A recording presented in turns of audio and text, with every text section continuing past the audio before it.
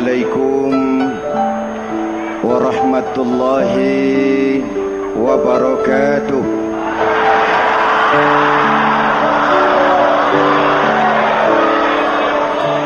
Alhamdulillahi rabbil alamin, wassalatu wassalamu ala ashrafil mursalin, sayyidina wa maulana Muhammadin wa ala alihi wa sahbihi ajmain, amma ba'du. Para ulama yang saya muliakan, hadirin hadirat ma'asyiral muslimin yang saya cintai, banyak kita alami perubahan-perubahan yang terjadi, baik perubahan yang menyangkut sosial budaya, lebih-lebih yang menyangkut sosial politik. Yang tidak banyak mengalami perubahan adalah sosial ekonomi.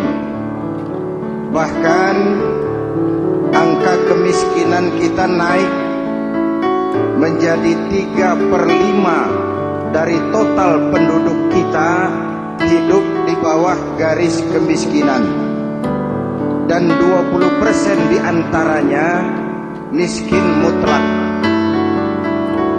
Perubahan-perubahan yang terjadi menyadarkan kita kepada kebenaran Al-Quran ketika Allah menyatakan wa tilkal ayyamu nudawiluha bainan nas. Hari itu kami putar di antara manusia. Ada saat datang, ada waktu pergi. Ada hari lahir, ada saat kembali. Ada waktu dilantik, ada saat menyerahkan jabatan. Hari kami putar di antara manusia dan hidup cuma sekadar menunggu giliran. Soalnya kemudian di tengah perubahan-perubahan yang terjadi begitu cepat, what must we do now?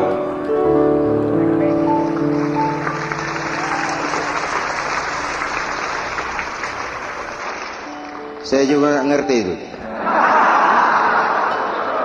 Yang penting kan penampilan.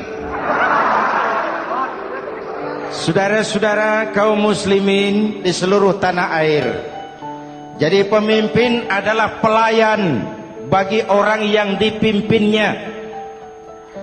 Okelah, perbaikan ekonomi, pembukaan lapangan kerja baru kita serahkan kepada pemerintah, karena kita percaya mereka orang-orang terpilih belaka yang dipilih dengan kepercayaan akan mampu membawa rakyat keluar dari kesulitan. Amin. Tugas kita sekarang di zaman susah meluruskan akidah. Jangan sampai mbah dukun yang naik ke permukaan. Betul? Islam misinya yang pertama membebaskan manusia dari kemusyrikan. 13 tahun Rasul berjuang di Makkah, menanamkan akidah, meluruskan keyakinan, membentuk iman. 13 tahun membebaskan manusia dari belenggu kemusyrikan. 13 tahun menanamkan la ilaha illallah Muhammadur Rasul dengan seluruh konsekuensinya. Kalau saya yakin tidak ada Tuhan selain Allah, saya tidak akan minta tolong kecuali hanya kepada Allah. Saya tidak akan pernah takut kecuali hanya kepada Allah. Saya tidak akan menggantungkan hidup kecuali hanya kepada Allah. Saya tidak akan minta rizki kecuali hanya kepada Allah. Saya tidak akan melarikan persoalan kecuali hanya kepada Allah. Kalau konsekuen dengan keyakinan ini, mbah dukun nggak dapat tempat.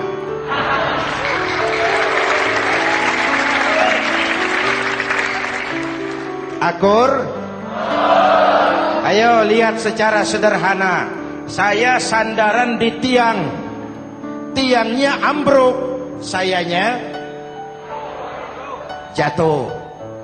Saya sandaran di tembok, temboknya runtuh, saya juga runtuh. Saya sandaran kepada orang kaya, dia jatuh miskin, saya bangkrut.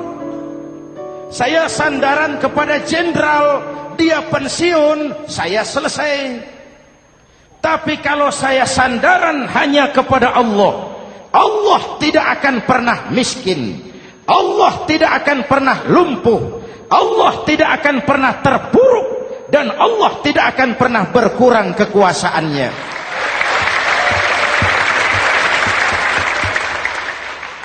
Maka umat Islam, sesulit apapun zaman yang kita hadapi, Allah juga tempat kita bersandar. Jelas? Selama ini kita iman dalam ucapan, tapi sekuler dalam perbuatan. Di masjid ada Allah, di kantor Allah tidak ada, maka korupsi merajalela.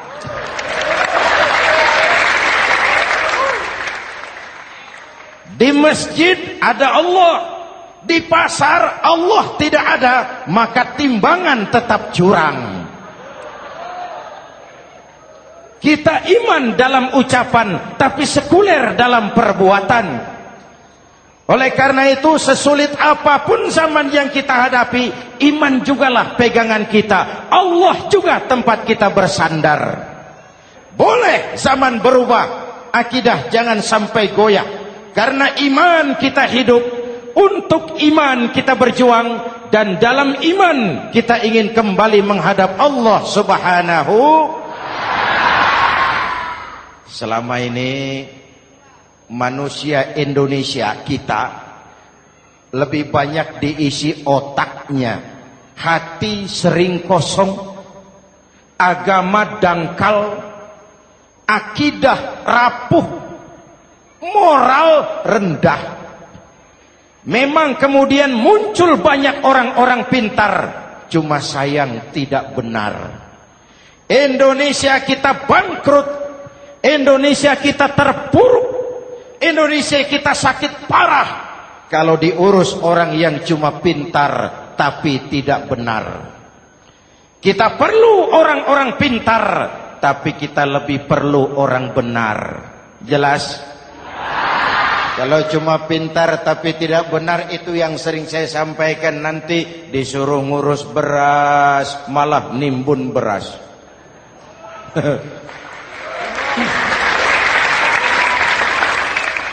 Disuruh ngurus laut malah jadi bajak laut. Disuruh ngurus hutan rame-rame jadi orang hutan. Jutaan hektar hutan Indonesia kita ini merupakan kekayaan sumber daya alam kita yang harus digunakan bagi sebesar-besar kemaslahatan rakyat. Yang disuruh ngurus hukum malah bikin hukum seperti pisau, tajam ke bawah, tumpul ke atas. Jangan heran lalu di masyarakat muncul street justice, pengadilan jalanan, sebagai refleksi dari ketidakpuasan melihat sikap hukum yang sangat berpihak.